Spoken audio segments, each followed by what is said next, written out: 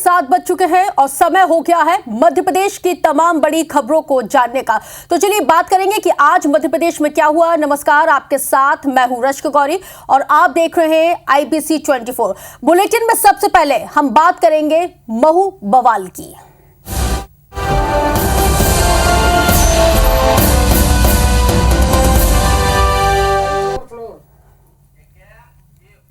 Dubai में भारत ने champions trophy का फाइनल जीता, लेकिन बवाल महू में हो गया। महू में इंडिया की जीत का जश्न मनाया जा रहा था। इसी दौरान जीत का जश्न जब मना रहे थे तो कुछ लोगों को यह बात हजम नहीं हुई या यूं कहे कि बर्दाश्त नहीं हुई और जीत के जुलूस पर ही पथराव कर दिया। नौबत मारपीट तक आ पहुंची और उसके बाद जो फिर हुआ, उसके बाद जो स्थिति है वो बेहद चिंताजनक हो गई। हालात आगजनी तक पहुंच गए और पुलिस ने अब तक 13 लोगों को गिरफ्तार किया है। रविवार रात को महू में आखिर क्या कुछ हुआ, इस रिपोर्ट के जरिए देखिए।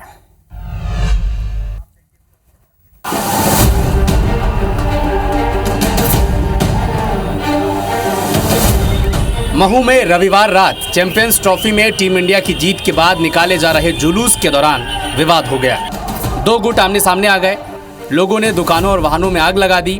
पेट्रोल बम भी फेंके गए। पुलिस ने स्थिति संभालने के लिए लाठीचार्ज किया और आंसू गैस के गोले भी छोड़े। सेना के जवानों ने भी मोर्चा संभाल लिया। करीब 2.5 घंटे बाद हालात काबू में आ सका। पथराव के बाद इलाके में 12 गाड़ियां, 2 कार और 3 दुकानों को जला दिया गया।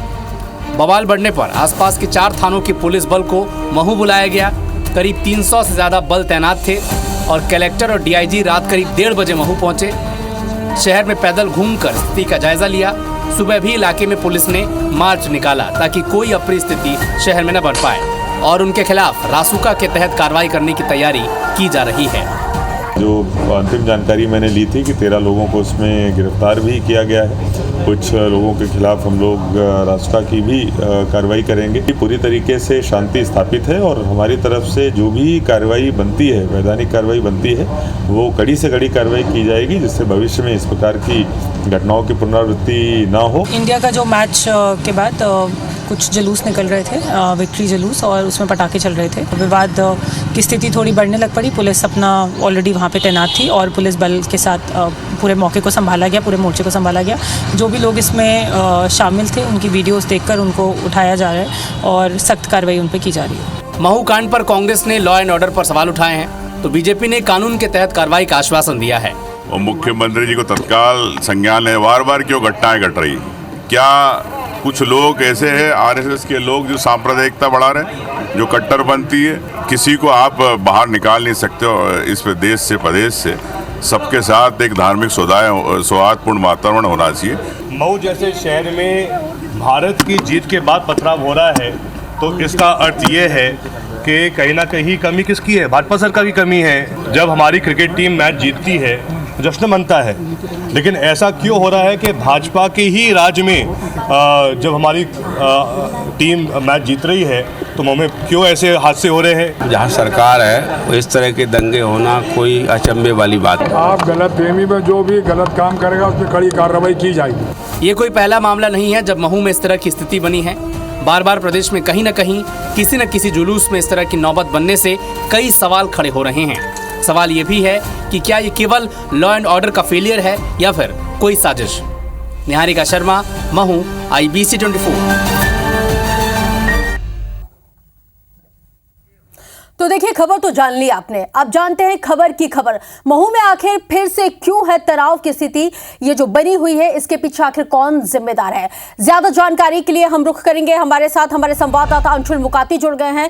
अंशुल, इस महू मॉड्यूल के पीछे आखिर कौन है और कौन ये नफरती गैंग है जो बार बार देश का, प्रदेश का माहौल बिगाड़ने की कोशिश में जुटा हुआ है?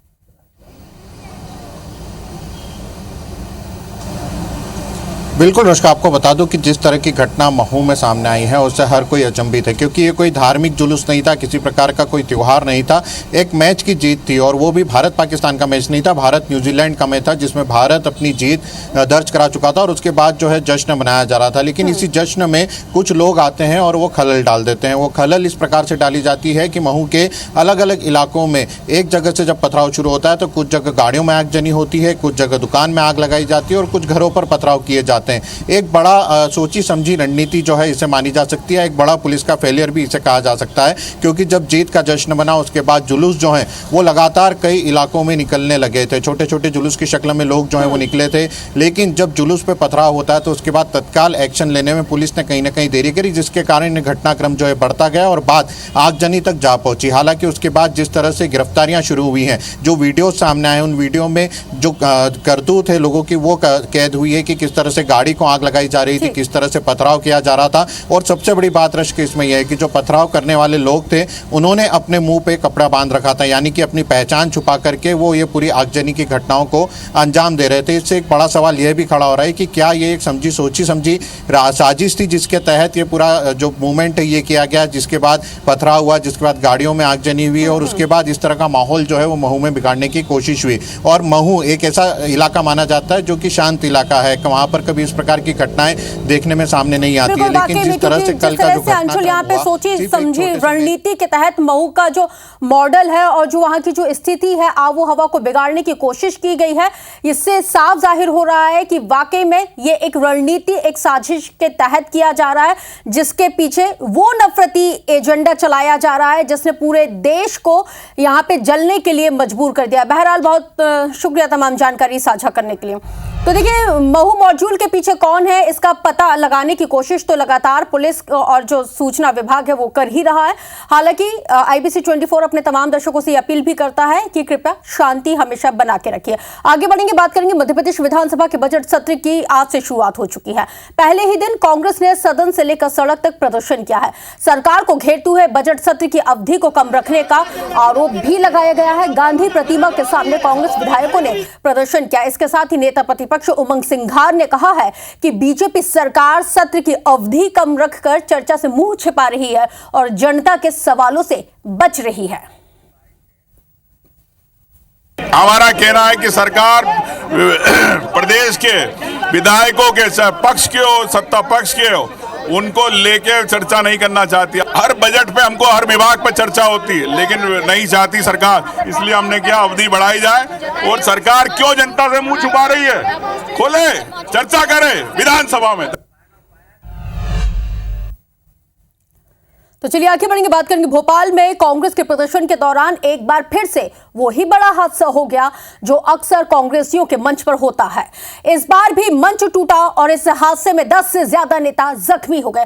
दरअसल राजधानी के रंगमहल चौराहे पर कांग्रेस का जोरदार प्रदर्शन चल रहा था। इस प्रदर्शन के ठीक बाद कांग्रेस नेता किसानों के मुद्दे पर विधानसभा का घेराव करने के लिए निकलने ही वाले थे, लेकिन उससे ठीक पहले ही मंच गिर गया, जिससे प्रदेश उपाध्यक्ष राजीव सिंह, सेवा दल अध्यक्ष योगेंद्र यादव, मानक अग्रवाल, प्रवक्ता रोशनी यादव के साथ ही 10 से ज्यादा नेता घायल हो गए। इस हादसे में प्रदेश उपाध्यक्ष राजीव सिंह को गंभीर चोट आने की वजह से पसलियों में रॉड लगी है। इस हादसे के बाद PCC चीफ जीतू पटवारी ने सभी कांग्रेसियों को अस्पताल पहुंचाया, जहां सभी का इलाज जारी है। शासन की लापरवाही से आज हमारे वरिष्ठ नेता, प्रदेश अध्यक्ष और किसान अध्यक्ष, उनको आज बहुत खतरनाक चोट आई है। काफी कार्यकर्ता को लग गई है। मंच पे अधिक संख्या पधार गई है शासन द्वारा, है ना। ये तो आपकी व्यवस्था थी ना कि आपको शासन द्वारा, है ना, कोई सुविधा नहीं थी। हर कोई आकर मंच पे चढ़ रहा था। तो चलिए आगे बढ़ेंगे, बात करेंगे मध्य प्रदेश में आयकर विभाग ने 2 जगहों पर एक साथ छापेमार कार्रवाई की है। 2 तस्वीरें इस वक्त आपके टेलीविजन स्क्रीन पर हम आपको दिखाते हैं। पहली खबर ग्वालियर से है, जहां पर डबरा के सराफा कारोबारी के ठिकाने पर IT की रेड पड़ी। आयकर विभाग की 12 सदस्यीय टीम ने jewellers Ratanlal Saraf and sons की 2 दुकानों पर एक साथ छापेमार कार्रवाई की है। कार्रवाई के दौरान किसी को भी दुकान में प्रवेश करने या बाहर निकलने की अनुमति नहीं दी गई। तो वहीं दूसरी खबर भी आपको बताते चले कि भोपाल से है, जहां भोपाल में आयकर विभाग की टीम ने कारोबारी सौरभ अग्रवाल के चूना भट्टी स्थित कार्यालय में टैक्स चोरी के मामले में आयकर सर्वे यहां पे शुरू किया। दोपहर 2 बजे आयकर की टीम एक साथ सौरभ अग्रवाल के घर और कार्यालय पहुंची। सौरभ अग्रवाल को पूर्व मुख्य सचिव का बेहद करीबी बताया जाता है। बताया तो यह भी जाता है कि सौरभ अग्रवाल के कई बड़े बड़े नेताओं और अफसरों के साथ संपर्क में भी हैं और अच्छे संबंध भी हैं।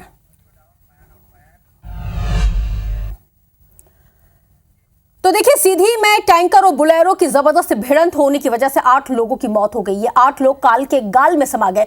13 लोग इसमें जख्मी बताए जाते हैं। इनमें से 7 की स्थिति बेहद नाजुक है। हादसा कोतवाली थाना क्षेत्र का बताया जाता है। मृतकों में 5 महिलाएं और 3 पुरुष शामिल हैं। जानकारी के मुताबिक बुलेरो गाड़ी में तकरीबन 21 लोग सवार थे। सभी सिंगरौली जिले के देवरी और पंडरिया बहरी के रहने वाले बताए जाते हैं। ये सभी लोग मुंडन संस्कार में शामिल होने के लिए मैहर के झोको जा रहे थे और टैंकर सीधी से बहरी की ओर जा रहा था जिस वक्त यह हादसा हुआ। रात करीब 2:30 बजे पेट्रोल पंप के पास दोनों वाहनों में आमने सामने से जबरदस्त भिड़ंत हुई।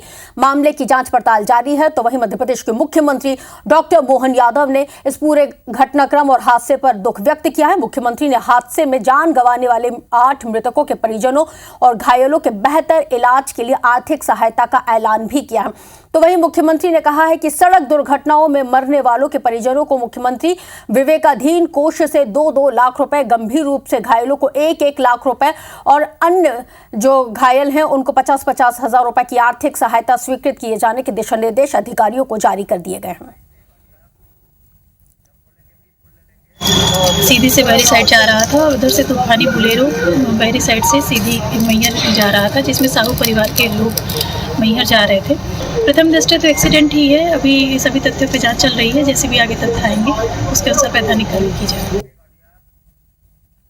बड़ा दुखद घटना आज सुबह हुई है। सीधी में आमने सामने की भिड़ंत में 7 लोग से ज़्यादा लोग दुर्घटना में मृत हुए और कुछ लोग घायल हुए। मेरा सभी वाहन चालकों से निवेदन है कि वो गाड़ी बहुत सावधानी से चलाए। मैंने अपनी तरफ से मृतक परिवारों को 2-2 लाख की मदद देने के साथ साथ गंभीर घायलों को 1 लाख और बाकी को 50,000 देने की घोषणा की है और उम्मीद करेंगे कि हम सब आने वाले समय में इन दुर्घटनाओं से बचने के लिए जो हो सकता है वो सब करेंगे।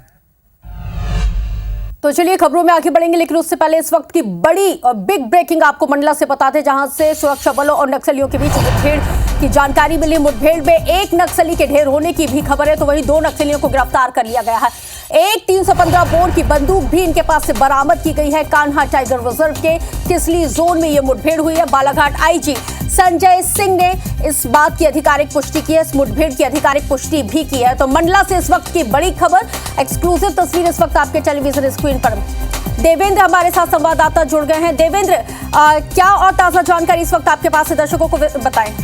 जी बिल्कुल, ये कल मुठभेड़ की घटना है जहां पुलिस और नक्सलियों की बीच मुठभेड़ हुई थी, जहां एक नक्सली ढेर हो गया था, जिसके बाद देर शाम घटना होने के बाद रात हो चुकी थी, जिसके बाद सर्चिंग ऑपरेशन बंद कर दिया गया था। आज सुबह जब सर्चिंग ऑपरेशन किया गया तो वो नक्सली पुरुष बरामद हुआ है और उसके साथ दो सह आरोपी भी गिरफ्तार किए गए हैं। फिलहाल पुलिस सर्चिंग की जा रही है उसके द्वारा। ठीक है देवेंद्र, बहुत संक्षेप में ये भी जानकारी दीजिएगा कि पूरे क्षेत्र में क्या जो टीम है वो एरिया डोमिनेशन पर अभी भी लगी हुई है, सर्चिंग अभी भी, क्योंकि आपने इस बात का जिक्र किया है कि सर्चिंग ऑपरेशन अभी भी लगातार चल रहा है, तो क्योंकि ये जो क्षेत्र है बेहद ही संवेदनशील है। जी बिल्कुल, ये कान्हा टाइगर रिजर्व से लगा हुआ वन क्षेत्र है, चिमटा घाट का मामला है और अभी फिलहाल पुलिस की ओर से सर्चिंग ऑपरेशन की जा रही है। बहुत शुक्रिया तमाम जानकारी साझा करने के लिए।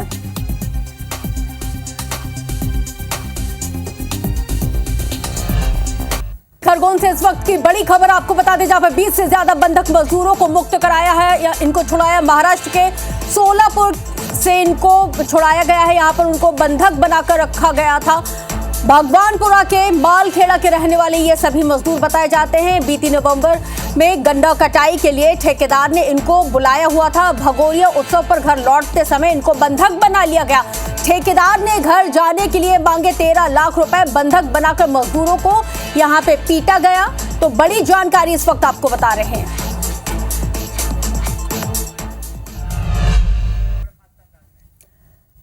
तो चलिए बुलेटिन में आपको कुछ खबरों को फटाफट अंदाज में देखेंगे। बॉलीवुड के मशहूर कोरियोग्राफर और फिल्म निर्देशक रेमो डिसूजा सोमवार को उज्जैन पहुंचे। उन्होंने महाकाल मंदिर में पूजा की और भस्म आरती में भी शामिल हुए। 2 घंटे तक चली आरती के बाद उन्होंने जय महाकाल के जयकारे भी लगाए। जबलपुर में पेंशनर्स एसोसिएशन ने 5 सूत्रीय मांगों को लेकर धरना प्रदर्शन किया है। नर्मदा नदी पर अर्धनग्न होकर जल सत्याग्रह किया है, जहां पर करीब 1 घंटे चले प्रदर्शन में पेंशनरों ने हनुमान चालीसा का पाठ किया है। मां नर्मदा को अपना मांग पत्र सौंपकर विरोध भी व्यक्त किया।